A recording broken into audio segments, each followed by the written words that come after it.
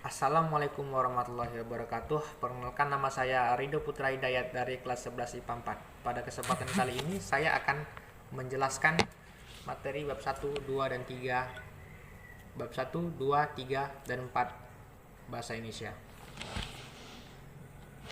Nah, saya akan mulai terlebih dahulu dari bab 1. Bab 1 adalah menyusun teks prosedur. Nah, sebelum itu kita harus mengetahui apa itu teks prosedur. Teks prosedur adalah teks yang berisi tujuan dan cara untuk melakukan kegiatan tertentu dengan langkah-langkah yang tepat dan secara berurutan sehingga tujuan tersebut dapat tercapai. Nah, apa itu mengonstruksi informasi dalam teks prosedur? Mengonstruksi informasi dalam teks prosedur adalah kegiatan menelaah teks prosedur dengan tujuan untuk menemukan pernyataan umum dan tahapan-tahapan untuk melakukan suatu aktivitas. Nah, kemudian saya akan menyebutkan struktur teks prosedur dan juga akan menjelaskannya. Nah, struktur teks prosedur yang pertama adalah tujuan. Tujuan adalah pengantar tentang topik yang akan dibahas di dalam teks. Dan selanjutnya adalah langkah-langkah. Langkah-langkah atau tahapan. Bagian ini berisi tentang tahapan-tahapan yang akan dianjurkan kepada pembaca terkait dengan topik yang telah ditentukan. Dan selanjutnya adalah penegasan ulang atau bisa disebut juga dengan penutup. Nah, bagian ini berisi harapan-harapan atau manfaat apabila tahapan-tahapan tersebut yang sebelumnya sudah diberitahu sudah dijalankan dengan baik oleh pembaca. Nah, selanjutnya saya akan menyebutkan unsur-unsur kebahasaan atau kaidah kebahasaan dari teks prosedur. Yang pertama adalah menggunakan kata kerja perintah imperatif. Yang kedua adalah menggunakan kata kerja teknis yang berkaitan dengan topik yang dibahas.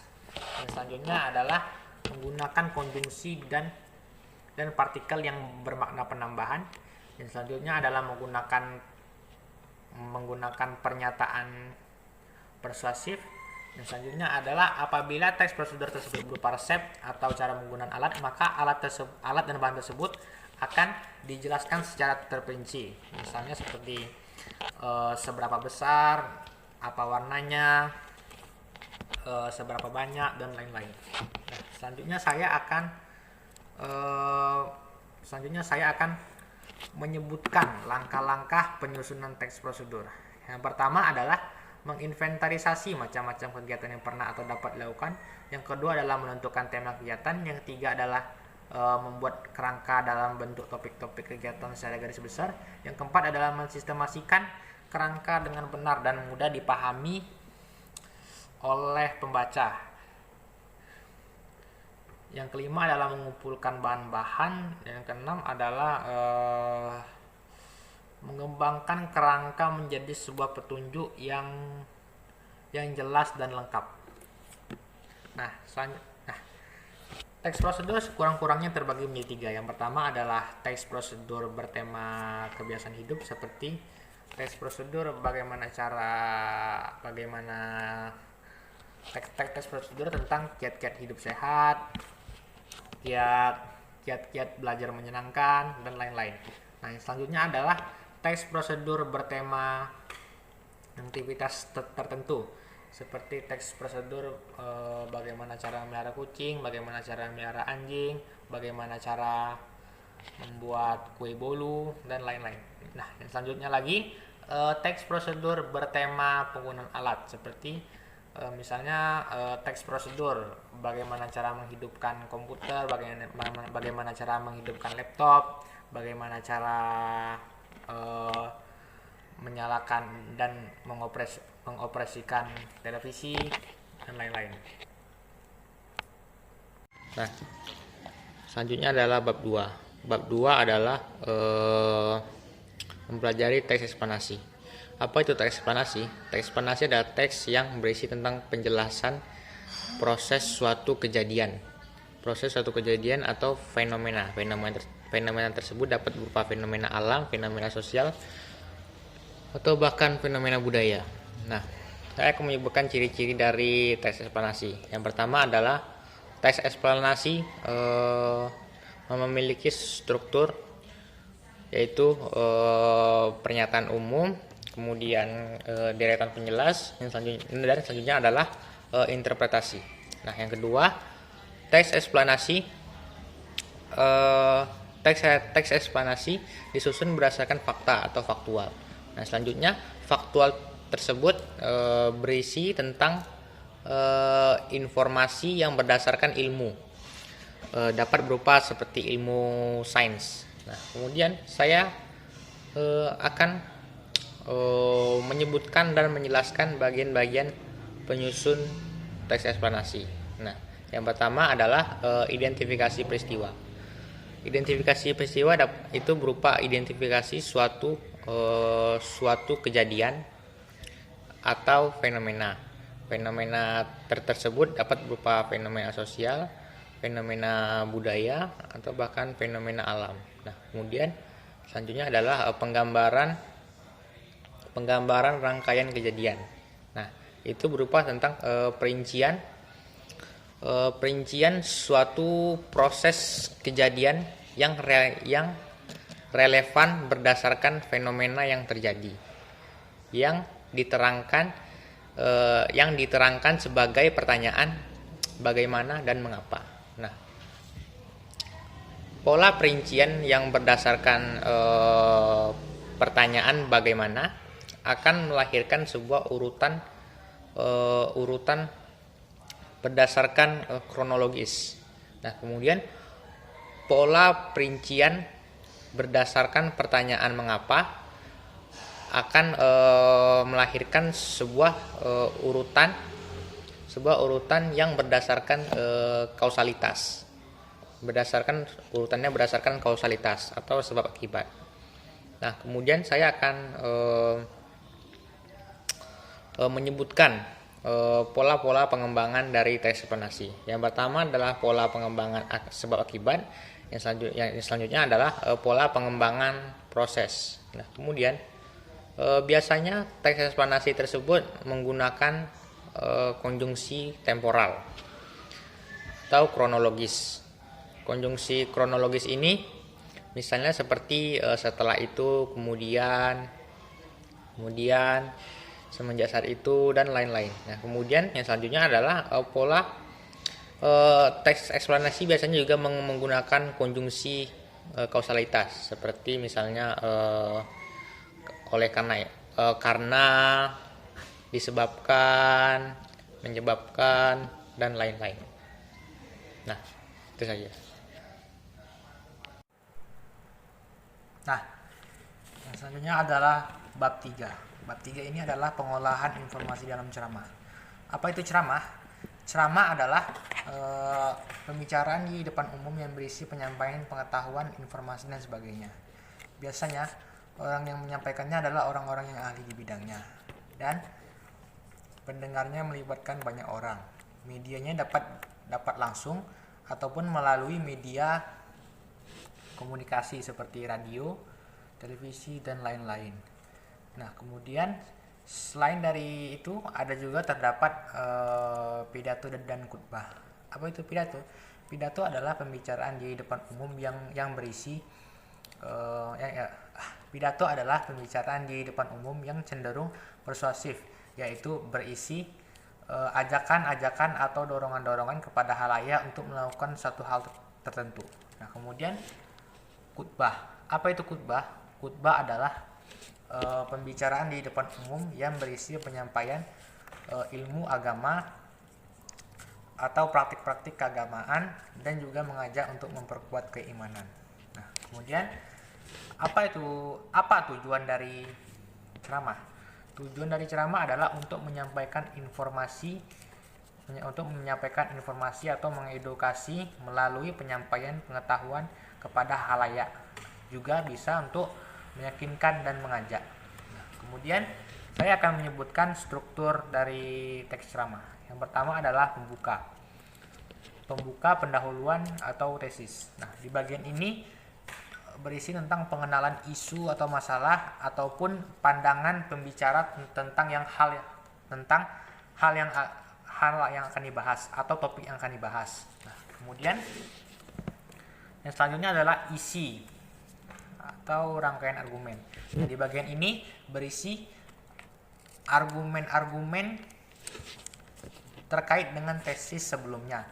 Nah, di bagian ini juga terdapat fakta-fakta untuk memperkuat argumen dari pembicara. Nah, kemudian selanjutnya adalah penutup. Penutup atau penegasan ulang. Di bagian ini berisi tentang penegasan kembali tentang pernyataan-pernyataan sebelumnya. Nah, kemudian saya akan menyebutkan kaidah kebahasaan dari teks ceramah. Yang pertama adalah penggunaan kata ganti orang pertama tunggal dan kata ganti orang kedua jamak. Contoh dari penggunaan kata ganti orang pertama tunggal yaitu seperti saya. Dan contoh dari penggunaan kata ganti orang kedua jamak misalnya seperti bapak-bapak atau ibu-ibu atau saudara-saudara. Kemudian yang berikutnya adalah penggunaan kata teknis yang berkaitan dengan topik yang akan dibahas. Nah, yang selanjutnya ada menggunakan kata yang menunjukkan hubungan argumentasi atau sebab akibat. Nah, selanjutnya adalah menggunakan kata kerja mental seperti mengharapkan. Nah, kemudian selanjutnya menggunakan kata persuasif seperti marilah, ayolah. Nah, kemudian saya akan menyebutkan kategori-kategori informasi dalam teks ceramah. Yang pertama adalah kategori informasi berdasarkan fungsi, yang kedua adalah kategori informasi berdasarkan format penyajian, yang ketiga adalah kategori informasi berdasarkan lokasi peristiwa, yang selanjutnya adalah kategori informasi berdasarkan bidang kepentingan. Bab 4 adalah meneladani kehidupan dari cerita pendek. Apa itu cerita pendek? Cerita pendek adalah cerita yang bentuknya fisiknya pendek. Panjang atau pendek itu relatif, tapi pada umumnya cerita pendek habis dibaca antara 10 menit atau setengah jam. Cerita pendek membuat 500 sampai 5.000 kata. Nah, kemudian cerita pendek biasanya memiliki alur yang sederhana, memiliki alur cerita, tema yang sederhana, dan juga penokohan terbatas. Nah, kemudian cerita pendek termasuk di dalam genre cerita atau naratif fiksional. Kehadirannya lebih kepada untuk menghibur pembacanya. Nah, kemudian